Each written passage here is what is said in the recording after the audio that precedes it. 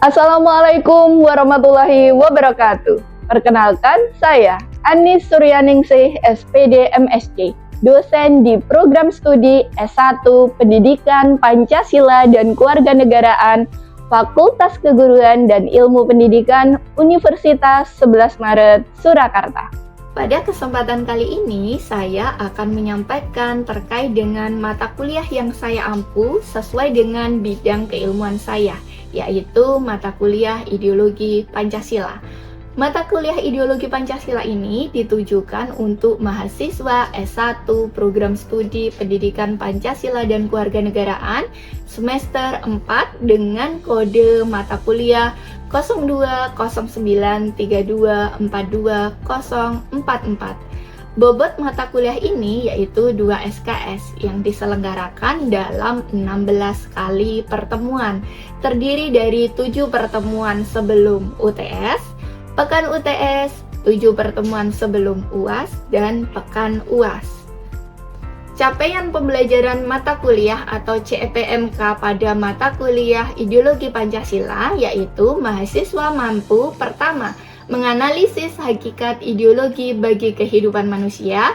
Yang kedua, menganalisis ragam ideologi dunia. Yang ketiga, mampu menguraikan sejarah perkembangan Pancasila sebagai ideologi. 4. Menganalisis status Pancasila sebagai ideologi. 5. Mengemukakan makna dari masing-masing nilai Pancasila. Dan yang keenam, menjelaskan fungsi ideologi Pancasila. Luaran mata kuliah ini yang pertama terkait dengan esai dalam tulisan ilmiah terkait dengan ideologi Pancasila. Yang kedua, presentasi kelompok terkait dengan isu aktual dengan pendekatan nilai Pancasila. Dan yang ketiga, proyek sosial terkait dengan penguatan ideologi Pancasila. Selanjutnya, capaian pembelajaran lulusan atau CPL Prodi untuk mata kuliah ini mencakup CPL Prodi S1, P1, K1 yang semuanya terdapat di dalam RPS yang sudah divalidasi oleh dosen pengembang RPS, koordinator kelompok mata kuliah, dan ketua program studi. Kemudian saya juga menggunakan DAI. Yang pertama, delivery terdiri dari kegiatan ceramah interaktif dan studi kasus. Yang kedua, ada interaction, yaitu berupa kegiatan tanya jawab secara langsung dan presentasi. Yang ketiga, ada assessment, yaitu berupa penugasan individu dan penugasan kelompok, kuis, serta proyek sesuai dengan RPS. Model pembelajaran yang saya gunakan yaitu project based learning dengan metode presentasi interaktif, demonstrasi, praktek, kolaborasi, dan respon kreatif. Media pembelajaran yang saya gunakan, saya menggunakan video, kuis, kemudian naskah-naskah pidato terkait dengan Pancasila sebagai sebuah ideologi. Referensi mata kuliah ini yaitu buku referensi serta artikel jurnal bereputasi yang memiliki nilai kebaharuan agar mahasiswa mampu mengikuti perkembangan ilmu, pengetahuan, dan teknologi masa kini. Baik, berikut adalah video proses pembelajaran pada mata kuliah Ideologi Pancasila dengan materi pertemuan ke-9 yaitu menganalisis status Pancasila sebagai sebuah ideologi. Selamat menyaksikan. Bismillahirrahmanirrahim. Assalamualaikum warahmatullahi wabarakatuh. Waalaikumsalam warahmatullahi wabarakatuh. Baik, selamat pagi mahasiswa semua. Pagi. Apa kabarnya hari ini? Alhamdulillah. Sehat. Baik, terima kasih atas kehadiran mahasiswa semua di pertemuan kali ini. Hari ini kita akan membahas terkait dengan status Pancasila sebagai ideologi. Namun sebelum itu, mari kita berdoa terlebih dahulu sesuai dengan agama dan keyakinan kita masing-masing. Berdoa dimulai.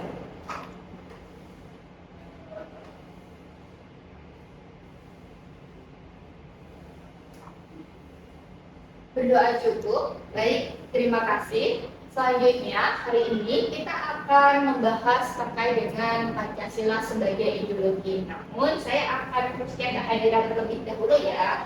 Nah, di sini ada yang tidak hadir. Oke. Ini untuk yang pertama ada April hadir. Oke, terus saya hadir.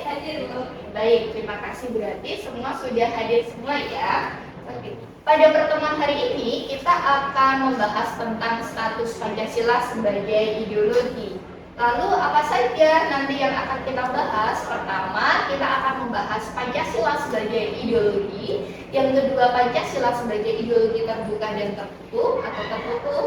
Yang ketiga, dimensi ideologi Pancasila. Dan yang keempat, Pancasila sebagai konsepsi politik. Nah, tujuan pembelajaran dari pertemuan kita pada pagi hari ini yaitu yang pertama, menguraikan terkait dengan Pancasila itu tepat atau tidak dikatakan sebagai sebuah ideologi.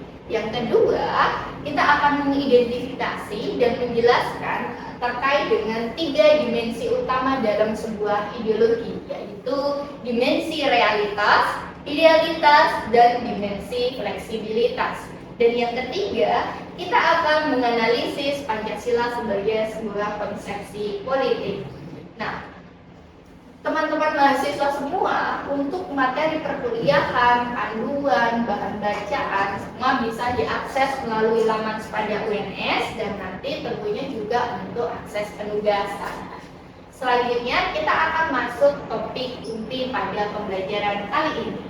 Ya, di pertemuan sebelumnya kita sudah membahas terkait dengan proses munculnya Pancasila atau ideologi Pancasila. Ada yang masih ingat pembahasan minggu lalu? Izin menjawab, Komis, untuk fase proses munculnya ideologi Pancasila itu terjadi ada 3 fase, yaitu fase pendidikan pada tahun 1908 sampai 1945.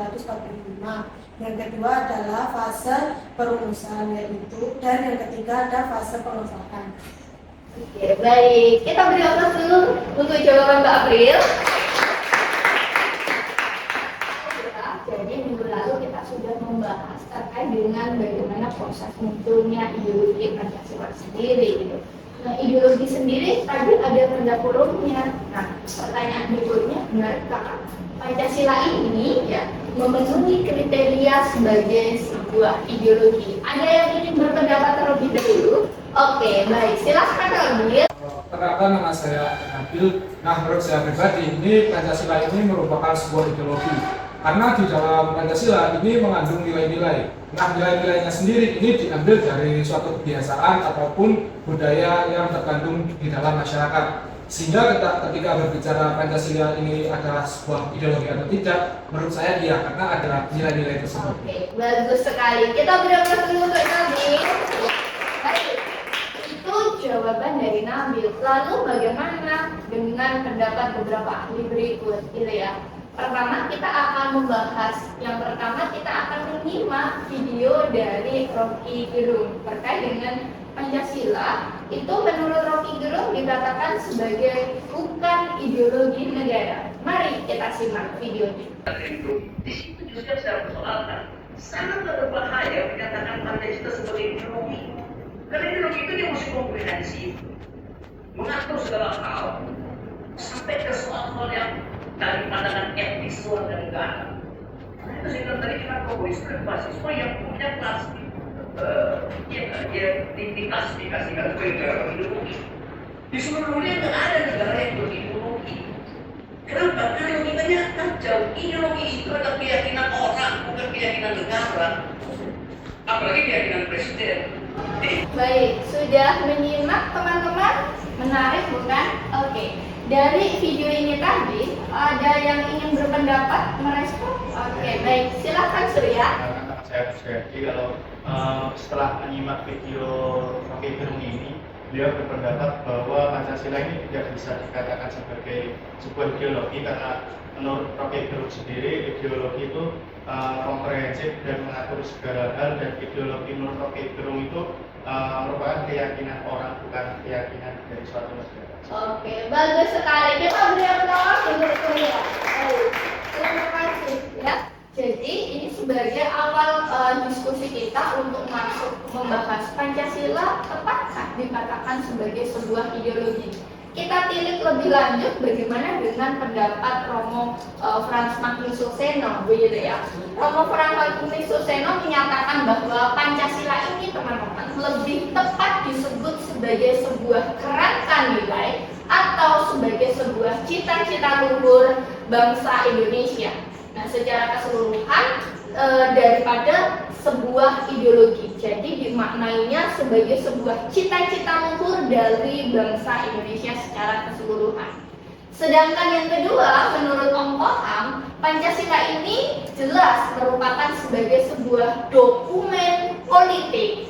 Maksudnya di mana? Pancasila ini bukan sebagai falsafah atau ideologi, tetapi bisa dilihat sebagai sebuah kontrak sosial, yaitu mencakup kompromi atau persetujuan sesama warga negara tentang asas-asas negara, terus kemudian juga di dalamnya termuat dengan dokumen-dokumen penting negara lain seperti ada Magna Carta, Bill of Rights, atau Droit de l'Homme di Prancis, begitu. Nah, pendapat yang senada juga disampaikan oleh Pranarka yang menyatakan bahwa kedudukan Pancasila ini sebagai sebuah status ya, yang statusnya ini majmuk. Maksudnya apa? Bermula sebagai sebuah ideologi kebangsaan, selanjutnya menjadi sebuah dasar negara, sumber hukum, dan tentunya akan menjadi sebuah ideologi nasional. Jadi pengertian-pengertian di atas, ketika kita melihat pengertian ideologi dalam konteks sempit, Pancasila mungkin belum bisa dikatakan sebagai sebuah ideologi. Lalu bagaimana kalau kemudian kita lihat dengan kriteria atau klasifikasi dari sebuah ideologi itu? Kalau dilihat secara istilah tertutupnya, Pancasila itu belum bisa dikategorikan sebagai sebuah ideologi yang harus komprehensif dan memenuhi syarat-syarat seperti yang diutarakan tadi. Namun, ketika kita lihat ideologi dalam konteks terbuka di sini, kita bisa melihat ya, syarat dikatakannya ideologi diklasifikasikan sebagai sebuah ideologi harus memenuhi 3 dimensi, yaitu ada dimensi idealitas, dimensi realitas, dan dimensi fleksibilitas. Oke, di sesi ini nanti kita akan berdiskusi ke dalam kelompok-kelompok. Kelas ini nanti akan dibagi ke dalam kelompok untuk menganalisis terkait dengan bagaimana Pancasila memenuhi syarat sebagai sebuah ideologi. Tentunya dengan ada 3 dimensi ini ya. Nah, selanjutnya monggo bisa dibentuk ke dalam sebuah kelompok. Buka sedikit aja.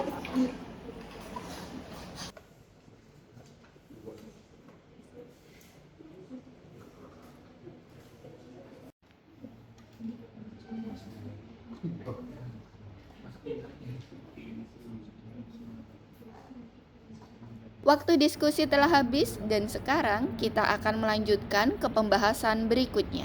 Silahkan kembali fokus dan mari kita simak bersama dengan baik. Pancasila dapat diklasifikasikan sebagai sebuah ideologi. Apakah betul? Kita lihat ada beberapa syarat ya, dimensi dalam sebuah ideologi menurut Alfian. Di sini menyebutkan yang pertama, sebuah ideologi itu harus memenuhi dimensi realitas. Maksudnya apa? Ideologi itu harus mampu mencerminkan realitas kehidupan yang ada dalam masyarakat itu sendiri. Nilai-nilai yang terkandung dalam ideologi itu harus sesuai dengan kondisi nyata, kondisi di dalam masyarakatnya, dan kemudian budaya di dalam masyarakat itu sendiri.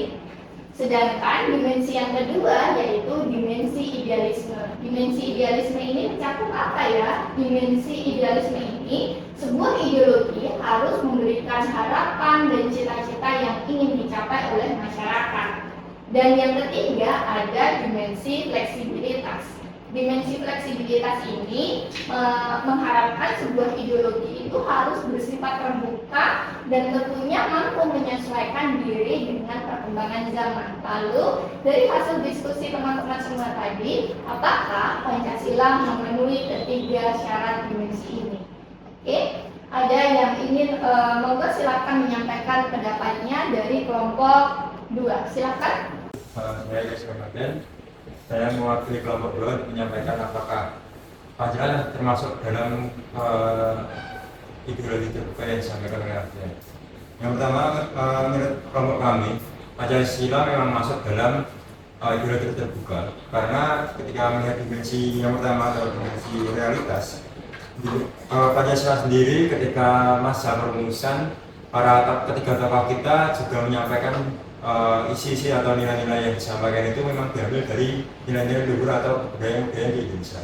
Yang kedua, terkait dimensi idealisme, Pancasila memang mengandung cita-cita dari negara kita sendiri, dan itu juga disebutkan di alinea keempat bahwa Pancasila sebagai nilai atau tujuan dari Indonesia yang tujuannya itu di nilai sila kelima, yaitu menyampaikan adanya sila berseluruh Indonesia.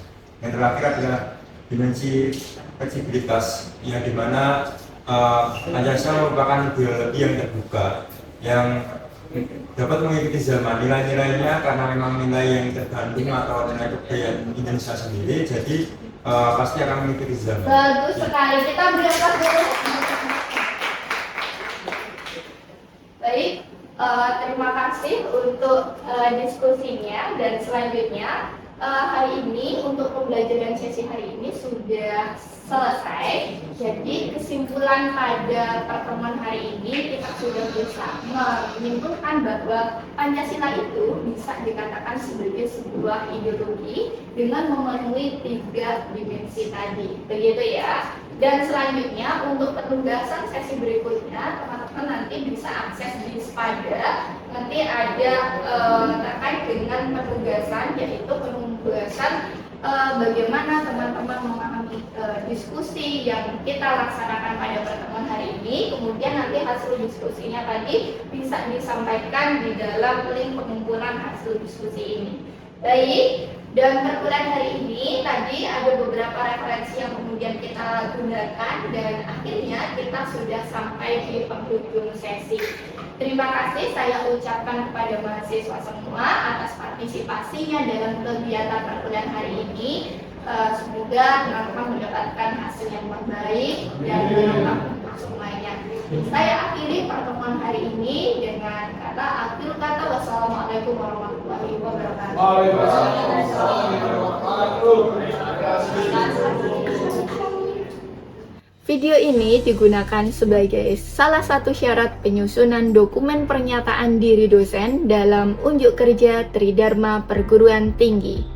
Semoga dengan adanya video ini bisa menjadi pertimbangan yang baik dalam proses penilaian sertifikasi dosen tahun 2025. Terima kasih. Wassalamualaikum warahmatullahi wabarakatuh.